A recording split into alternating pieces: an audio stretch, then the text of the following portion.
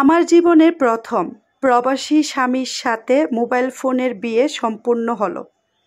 গ্রামের বিয়ে খালাতো বোনের, তাও সেটা প্রবাসী স্বামী মোবাইল ফোনে সম্পূর্ণ হয়েছে। আলহামদুলিল্লাহ। আসসালামু আলাইকুম এভরিওয়ান, কেমন আছেন? চলে যাচ্ছি গ্রামের বিয়ে খেতে। একমাত্র খালাম্মার ছোট মেয়ের বিয়ে। ইটালি প্রবাসী স্বামীর সাথে মোবাইল ফোনে বিয়ে সম্পূর্ণ হচ্ছে, সেটাই কিন্তু আজকের ভিডিওতে আপনাদের সাথে রাখার চেষ্টা করেছি। দেশে বিদেশে কাছে দূরে যে যেখানে আছেন, আশা করব সবাই ভালো আছেন। আলহামদুলিল্লাহ, আমি আমার পরিবার নিয়ে বেশ ভালো আছি। খালাম্মার একমাত্র ছোট মেয়ের বিয়ের গায়ে হলুদে বিকেলবেলায় রওনা হলাম গ্রামের বাড়িতে। সেটা কিন্তু ব্রাহ্মণবাড়িয়া ডিস্ট্রিক্ট থেকে অনেকটাই দূরে ছিল। তো যাই হোক, গ্রামের রাস্তার দিকগুলো দেখতে অসম্ভব সুন্দর লাগছিল। গাড়িটা যেহেতু ফাস্টে চলছিল, সেজন্য যতটা সম্ভব হয়েছে ভিডিও ক্যাপচার করার চেষ্টা করেছি। এখন ঢুকে গেছি খালাম্মার বাড়ির গ্রামের রাস্তায়। দুই পাশ দিয়ে সুন্দর ক্ষেত, তার মাঝে ধানগুলো হলুদ করে ফুটে আছে। এই তো চলে আসছি খালাম্মার বাড়িতে। এসেই উঠানের মাঝে দেখতে পেলাম গায়ে হলুদের স্টেজ সাজানো। আমরা আস্তে আস্তে প্রায় রাত্রের এশারের নামাজ হয়ে গেছে। তো আসাটা যেহেতু আমাদের অনেকটাই দেরি হয়ে গেছে, সেজন্য তাদের যে নিয়ম কানুন ছিল গ্রামের গায়ে হলুদের, সেগুলো আর দেখার সৌভাগ্য হয়তো বা আমার হয়নি। আমরা এসেছি ব্রাহ্মণবাড়িয়া থেকে, আমার বড় আপা আসছে কুমিল্লা থেকে, আমার আম্মারা আসছে আখড়া থেকে, আমার মামার বাড়ির আত্মীয় স্বজন, খালাতো বড় খালাম্মার মেয়ে আত্মীয় স্বজন সবাই কিন্তু আলহামদুলিল্লাহ হাজির হয়েছিল। তো এদিকে যেহেতু আমরা অনেকটাই বেলা করে এসেছি, রাত্র হয়ে গেছে, সেজন্য রাতের খাবারে খাওয়া হয়ে গিয়েছে। তো এইখানে আম্মা, খালাম্মা আর মামা বসছিল, সেটা একটু ভিডিও করে রাখলাম, কেননা স্মৃতি হিসেবে থেকে যাবে। আমরা কিন্তু সবাই কম বেশ যার যার পছন্দের কাপড় নিয়ে এসেছি। বাচ্চাদের জন্য পাঞ্জাবি নিয়ে এসেছিলাম।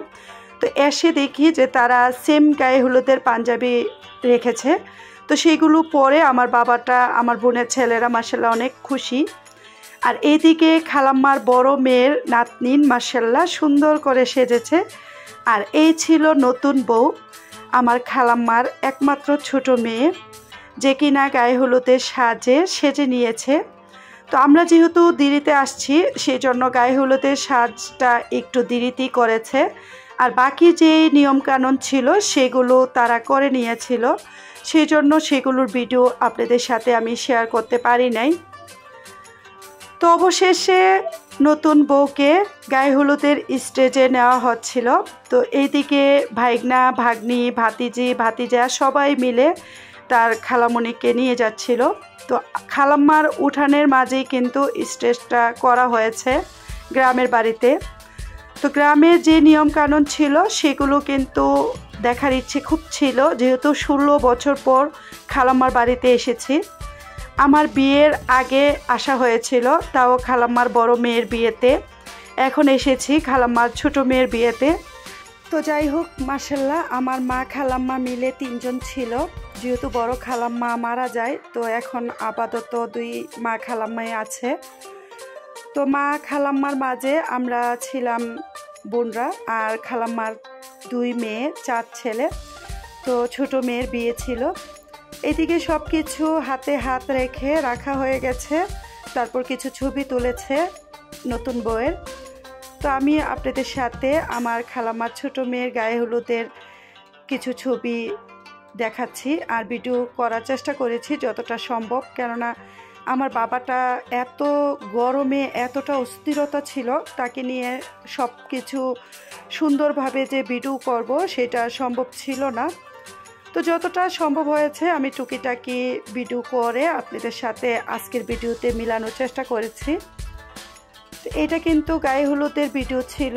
আর বর যেহেতু ইটালি প্রবাসী, বর ছাড়া মোবাইল ফোনে বিয়ে হবে, সেজন্য আমরা বিয়ের দিন ছিলাম, তারপর দিন আমরা চলে আসছিলাম। তো আমার মেজো আপার শ্বশুর শাশুড়ি তারা ঢাকায় বাসা করে থাকে, তো সেখানেই আমার খালাতো বোনকে নিয়ে যাবে। তো আমরা 3 বোন, আমার ভাবি, আম্মা, আমরা আসছিলাম। তো মেজো আপার দেওরের সাথে যেহেতু বিয়ে ছিল, সেজন্য দেওরের উপলক্ষে তাকে কিন্তু শ্বশুর বাড়িতেই থাকতে হয়েছে, সে আর এখানে ছিল না। তো আমরা খালাম্মার দাওয়াত উপলক্ষে কিন্তু এসেছি 16 বছর পর। তো আমাদের তালুই মাউই এরাও কিন্তু সুন্দরভাবে আমাদেরকে দাওয়াত দিয়েছিল। তো যেহেতু ঢাকা আসা যাওয়াটা আমাদের জন্য অনেকটাই দূরে, সেজন্য আমরা ঢাকায় যাইনি। তো যাই হোক, পরবর্তীতে কোনো এক সময় ইনশাল্লাহ যাব। তো গায়ে হলুদের ফাঁকে আমি মাঝে একটু চলে আসছিলাম রান্না করে, যেহেতু খালাম্মার বাড়িতে 3টা চুলা, সেখানে রান্না করছে মাটিতে। তো 3টা মাটির চুলার ভিডিও আমি করেছিলাম টিকটকে দেওয়ার জন্য, সেটাই একটু আপনাদের সাথে দেখিয়েছি। তো রান্না করতে এসেই দেখি যে ঘরের মাঝে খালাম্মা বড় বড় ডেকচি দিয়ে নানান রকম পিঠা বানিয়ে রেখেছে। তো সেইগুলো নাকি জামাইয়ের বাড়িতে ডালার মাঝে সাজিয়ে দিতে হবে। তো আমি সেগুলো একটু হাতে ধরে দেখছিলাম। এখানে 2টা মোটা পিঠা বানানো ছিল, পিঠাগুলো খুব সুন্দর ডিজাইন করা ছিল। তো বিয়ের ক্ষেত্রে আসলে আমরা সবসময় দেখি যে এভাবে পিঠা দিয়ে ডালা সাজিয়ে দেয়।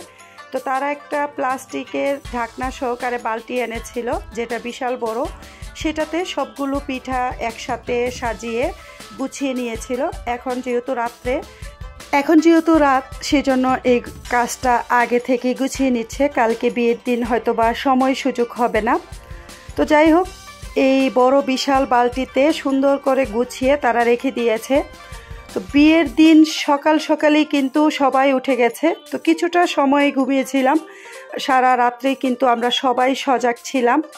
তো সকাল ওঠার পর দেখি যে খালাম্মা সুন্দরভাবে একটা থালাতে, মানে খদর বলে, যেটা আমরা ব্রাহ্মণবাড়িয়া ডিস্ট্রিক্টে খদর বলি, বউকে নাকি বিয়ের আগেই মানে সকালে এই খদরটা দেয়, যারা বউর আত্মীয় স্বজন, বোন, ভাবি এরা আছে তাদেরকে নিয়ে খাবে।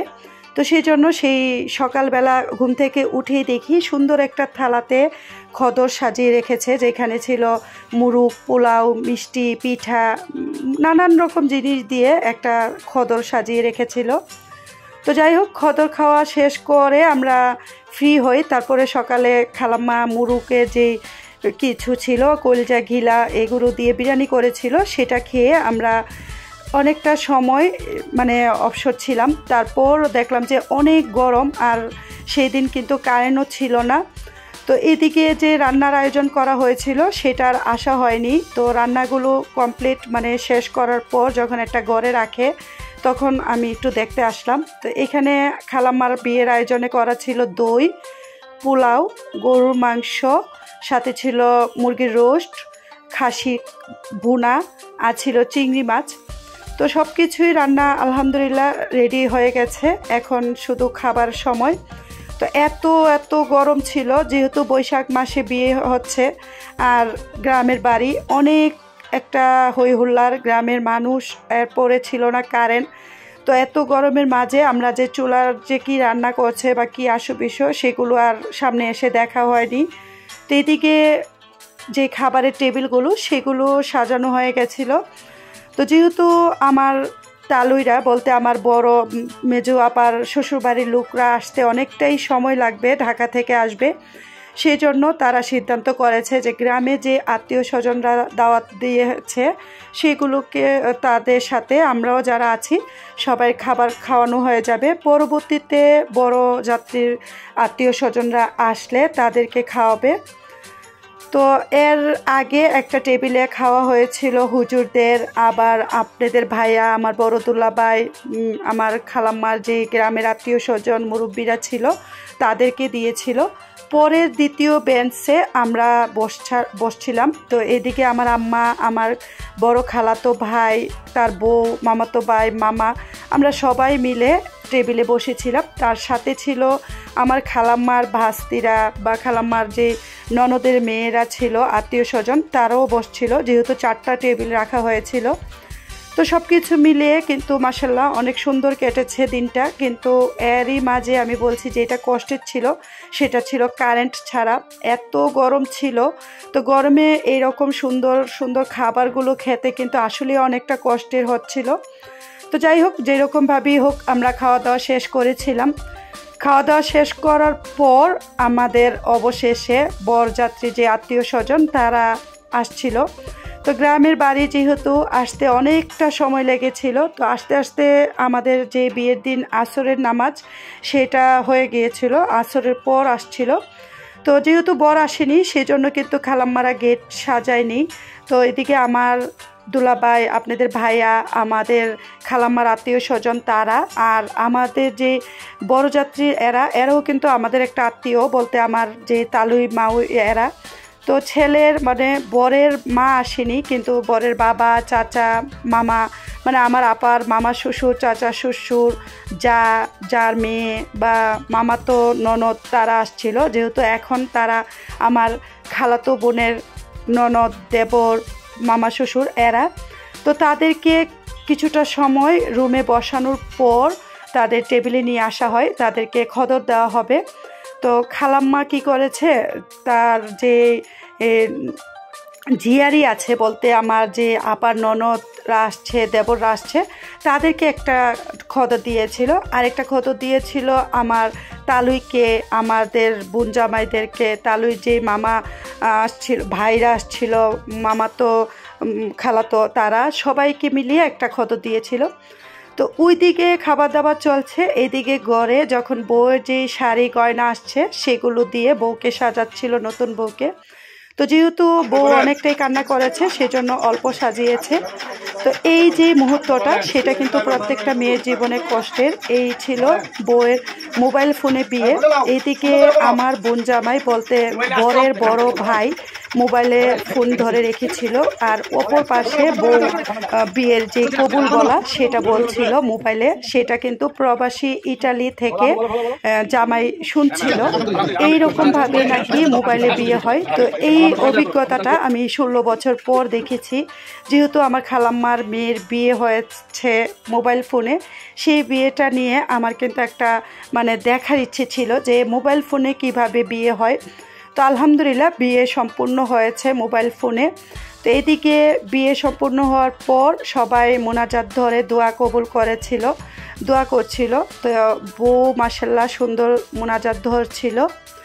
তো এদিকে বউ যখন আলহামদুলিল্লাহ বিয়ে সম্পূর্ণ হওয়ার পর বউকে একটু হালকাভাবে আবার সাজিয়ে দিচ্ছিল, যেহেতু দূরে রাস্তা যাবে। তো এই ফাঁকে কিন্তু বউর চোখে পানি চলে আসছিল, যেহেতু এখন বউ বর ছাড়া চলে যাবে অন্যের বাড়িতে। আর বর ছাড়া অন্যের বাড়িতে যাওয়া আসলে অনেকটা কষ্টদায়ক। এই প্রথম আমি বিয়ে এই রকম মোবাইল ফোনে প্রবাসী স্বামীর সাথে বিয়ে দেখেছি, সেটাও আপনাদের সাথে শেয়ার করেছি। আমার কিন্তু খুব ভালো লেগেছে। তো বেলা কিন্তু রাত 9টার কাছাকাছি হয়ে যাচ্ছিল। এদিকে গ্রামের যে নিয়ম, তারা নাকি বউ নিয়ে যাবে। তো নিয়ে যাওয়ার সময় বউয়ের সাথে যা যা দেওয়ার টুকিটাকি জিনিস সেগুলো তারা উঠানের মাঝে রেখেছিল। আর যে গত রাতে ডালার মতন যে বালতিটা সাজিয়েছিল প্লাস্টিকের, সেটাও রেখেছে। লেপ, তুষুক, তারপর চিরা, যা যা আয়োজন টুকিটাকি ছিল সেগুলো। আর বর যেহেতু আসে নাই প্রবাসী, তারও যে দায়িত্ব ছিল বেবাইরা বা স্বর্ণ গয়না টুকিটাকি যাই ছিল সব কিছুই আলহামদুলিল্লাহ সুন্দর আনা হয়েছিল। এই ছিল আমার খালু, মানে আমার খালাম্মার বর খালু। তো নতুন বউ তার মা বাবাকে সালাম করে চলে যাবে অন্যের বাড়িতে। তো এটা কিন্তু আসলে অনেকটা কষ্টের মুহূর্ত। তো এদিকে আমার খালাম্মার ছেলে তার ভাই, মানে বড় ভাইকে জড়িয়ে ধরে কাঁদছিল, কেননা সে চলে যাচ্ছে। মাশাআল্লাহ অনেকটি দিন বাবার ঘরে ছিল, এখন সেই বাবার ঘর থেকে পর হয়ে যাচ্ছে। তো যাই হোক, এখন বিদায়ের পালা। এদিকে বাবা আর ভাইয়ের কাঁধে হাত ধরে চলে যাচ্ছিল অন্যের সংসারে। এই মুহূর্তটা আসলেই কষ্টের। তো আমি যতটা সম্ভব হয়েছে, যেহেতু গ্রামের বাড়ি অন্ধকার, আমি ততটুকুই ভিডিও করার চেষ্টা করেছি। তো আমার পক্ষে যেটুকু সম্ভব আপনাদের সাথে শেয়ার করার চেষ্টা করেছি। প্রবাসী ইটালি স্বামীর সাথে মোবাইল ফোনে বিয়ে। তো আজকের ভিডিওটা আপনাদের কাছে কেমন লাগছে অবশ্যই কিন্তু কমেন্ট করে মতামতটা জানাবেন। আমার 16 বছর, মানে আমার জীবনের প্রথম এই বিয়ে আমি দেখেছি। আর 16 বছর পর আমার খালাম্মার বাড়িতে আসা মোবাইল ফোনে প্রবাসী স্বামীর সাথে খালাতো বোনের বিয়ে সম্পূর্ণ হয়েছে। সবাই দোয়া করবেন তাদের জীবন যাতে সুন্দর হয়। তো তাদের বিদায় দিতে দিতে আপনাদের কাছ থেকে আমিও বিদায় নিচ্ছি। সবাই ভালো থাকবেন, সুস্থ থাকবেন। আল্লাহ হাফেজ। আসসালামু আলাইকুম।